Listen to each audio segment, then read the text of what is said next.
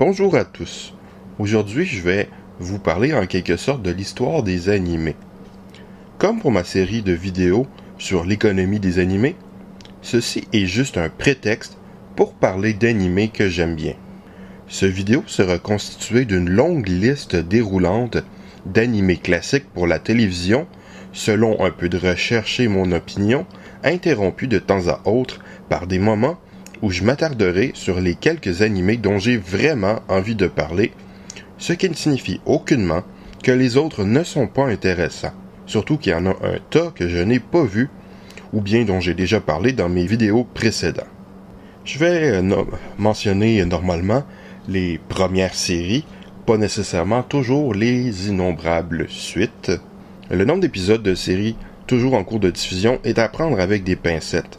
Il n'est pas toujours hyper gigantesque vu la pratique entamée à la fin du 21e siècle de produire des séries en plusieurs saisons séparées plutôt que de diffuser de super longues séries sans interruption comme auparavant ou quand une série était interrompue comme Ranma 1/2 ou Ken le Survivant, ça se continuait sous un autre nom et même encore là, le changement de nom n'interrompt pas la diffusion dans certains cas comme Dragon Ball, Sailor Moon ou Yu-Gi-Oh!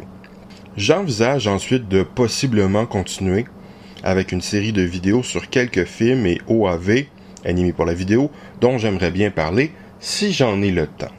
Je vais tenter ici de manipuler mes extraits vidéo pour tenter de mieux contourner les méchants robots censurant YouTube. Donc, commençons!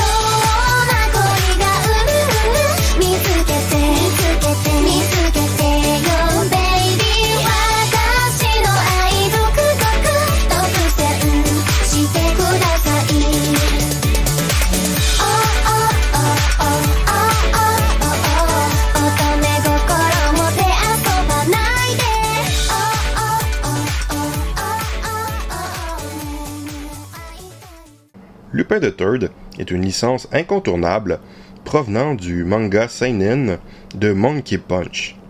La première série animée a été réalisée initialement par Masaaki Ozumi, qui a voulu conserver le côté plus adulte du manga. La série ne marchant pas vraiment, on va lui demander d'en faire une série plus familiale, mais, puisqu'il n'a pas voulu, il va finir par être renvoyé et remplacé par Hayao Miyazaki et Isao Takahata, qui n'ont pas été crédités, ou bien qui ont été crédités en tant qu'une équipe de réalisateurs de A Production, ceux-ci étant à l'époque employés de cet autre studio. Pour ceux qui ne connaissent pas Lupin III, celui-ci serait le descendant du fameux personnage littéraire français Arsène Lupin.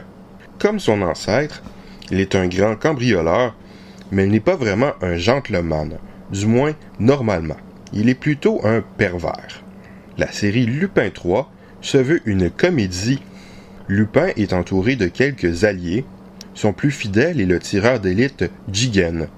Et il est aussi accompagné par Goemon, descendant d'un fameux épéiste de l'histoire japonaise. Goemon peut trancher à peu près tout et n'importe quoi avec son épée. Personnage plutôt anachronique de par son attitude et son habillement d'une autre époque. Il y a aussi Fujiko Mine, qui parfois les aide, mais souvent leur dérobe leur butin, profitant de ses charmes et du faible de Lupin pour celle-ci. Lupin est aussi poursuivi par l'éternel Zenigata, un policier descendant d'un fameux personnage détective japonais. Malgré les changements au cours de sa diffusion, la première série animée de Lupin III ne sera pas un succès, mais l'intérêt envers le manga entraînera la production d'un film en prise de vue réelle en 1974 qui n'est pas vraiment fidèle à l'esprit du manga, mais qui sera populaire et poussera la production d'une seconde série animée qui sera beaucoup plus populaire, avec un plus grand accent accordé à la comédie et au côté international.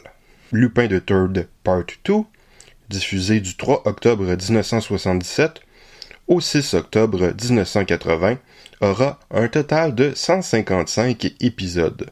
La série sera réalisée par Seijun Suzuki.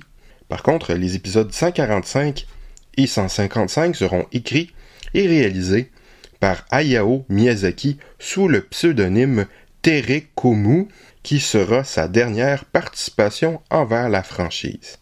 Parallèlement à la diffusion de cette série, il y aura la production de 2 films animés, l'excellent Secret de Mamo et le classique incontournable Le Château de Cagliostro, premier film de Hayao Miyazaki, excellent mais assez peu fidèle à son origine, plus un film de Miyazaki que de Lupin III, où le personnage tient beaucoup plus du gentleman et où Fujiko Mine est plus indépendante, utilisant moins son sex appeal.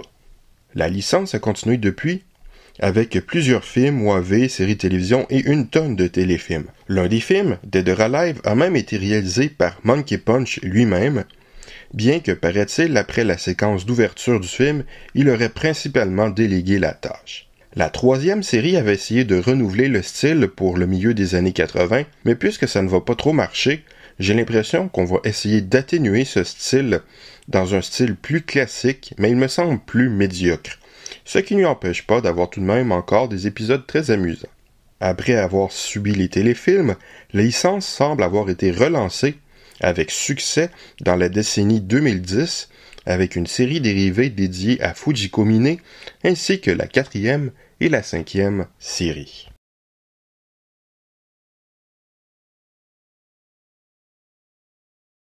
Lupin III est une licence gigantesque, mais qu'il peut être intéressant de découvrir, il y a plein de belles pépites dedans.